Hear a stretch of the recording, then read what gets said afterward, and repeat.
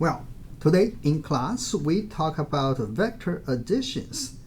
Now we already know how to add vectors using graphical method like this. And so you just head to tail method. So for example here D, and from the head of the D you draw E. Then the vector D plus E will be from here. So, and here's another parallel method, and you draw from, you just put the tail of the two vectors together, and then the resultant is that of a diagonal of the parallelogram. So you go this. Okay, note it is not this.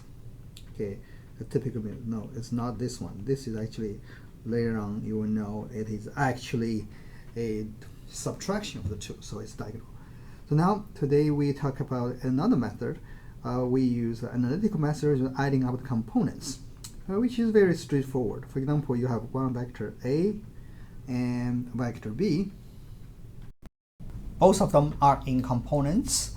Then if you add vector A to vector B, and if you want to know what is the components of the resultant vector, it's simply add the components separately. For example, components of x for the resultant vector is simply the x component of A and plus x components of B. And the y components of the resultant vector is y components of A plus y component of B. Let's put into practice and see how we do it in practice. Now, vector addition. Now, vector addition. So we have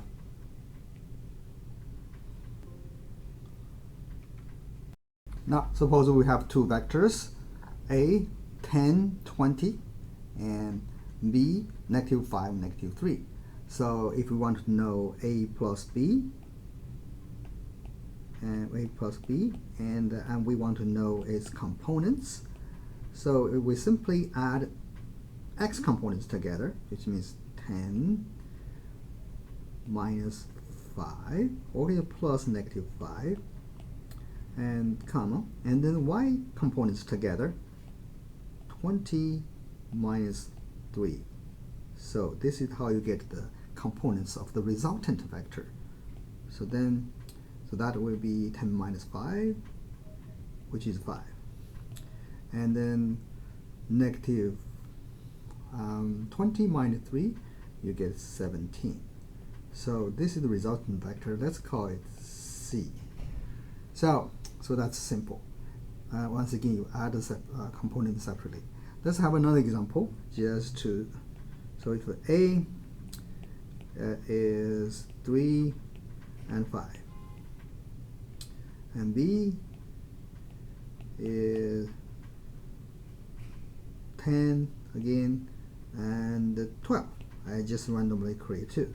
So if you add these two, A as vectors plus B, and that's its components will be 3 plus 5, 10 plus 3, which is 13, and 5 plus 12. Okay, and then that will be 13 and 15. Okay, so what does this mean? So this is actually consistent with the graphical methods. So let's see, if you just do simply try to have an example. So let's see, 1, 2, 3. I just draw these vectors and do them graphically, see if this is consistent. Let's do this just last problem. Okay, and the 3 and 5. 3, 5 will be a vector of that. So 3 and 5. Okay, and the other one is 10, 12.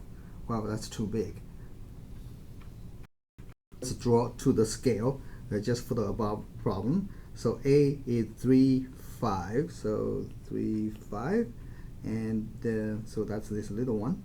and B is a bigger one, 10, 12. So the B is 10, 12. So we do the graphic addition. So it is from the tail of first one to the head of last one. So it is this one. So that's C. Okay, now you will see it seems consistent. So then we have the result of the 13, 15. So that looks like 13, 15. So this one is a 13, 15. Looks like it's consistent.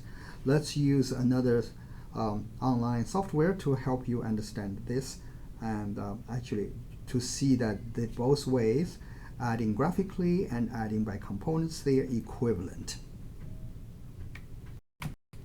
Now, remember what we have in this question. Let's use the online vector addition software to help us understand more efficiently on this. So then that link can be found on the lab of lab 10 in which I have this link. So now you have this. Remember we have here, I just bring in a vector 10, 5, 3, so 5 and 3, so it's this. You can adjust this length. Now we have another one, B, we bring in, so which is, and remember, where do you actually put this vector doesn't matter. So what do we have? 10, 12. So x equals 10, so you see that, and the y equals 12. Is that right? Let me see. 3, 5, and 10, 12. So you put this two vector here. This one is 3, 5, and that one is 10, 12. So once again, where you actually put these vectors really doesn't matter. So for example, if we put here, that means over here the vector is this value, and if over here, it means there it is value. So is the other one. Okay, and I stressed this point many times. So now you want to know A plus B, you can do the graphic method, but then you can add the components. So, and then you click this button here, sum. It will produce another vector, boom. So that's the addition of this. Therefore, you click here, it is angle, and if you want the values, so and this, so that's the addition. So if you click here, you want the components, and you want to go to components, so then you will have the components. Oh, sorry, my bad. This one was actually 3, 5 instead of 5, 3, so I did a wrong example. So this one actually supposed to be 5, 3, 5. So let me change this one. So make it 3, 5. So that's 3, 5 instead of 5, 3. So then you can again as 3, 5, and this one still 10, 12. Then you press the sum, and that's the summation. You have 10, 12. The summation is 13, 17. 13, 15. So how about the other one? 10, 12, 13, 15. So A plus B, 13. Yeah, actually the program is right. I made a mistake here. In fact, it is indeed 17. So see, that helps. This 13, 17. So it's 13. In fact, that's 17. Let me write it here. So that's wrong. So that's 13, 17. So you can use the software to check. So that's the answer. So yeah, in fact, it's 13, 17. So this is not important notes for those of you who missed the class. Okay, quickly summarize this. So that's the 13, 17. So then you see you adding by components and adding by the by the graphic method is all the same. So in other words, you x components plus x components and y components plus y components. You get the x and y components of the resultant. So say here 3 plus 10, then x component you get a 17. Now if you look at y components, 5 plus 12, you get 17. So therefore the resultant is, you add up components, 13, 17. So now if you do the graphic, recall what we do. We do the head to tail method. So 5. Okay, and then you put this on top of that, and then from tail of first one to the head of that one, then you get that one exactly match. Or you can do the tail of this one, the head of that one, and it again match. So, well, I messed this up. So if you put this one, and then you uncheck, and then you sum up these two, so that two you add up this one, you see add this on top of that, and you see that one matches with this. So, and the components and the graphic method, they agree. So then if you put this one on top of the other one, so head to tail, so from the tail of first one to the head of last one, so you can see it is match as well.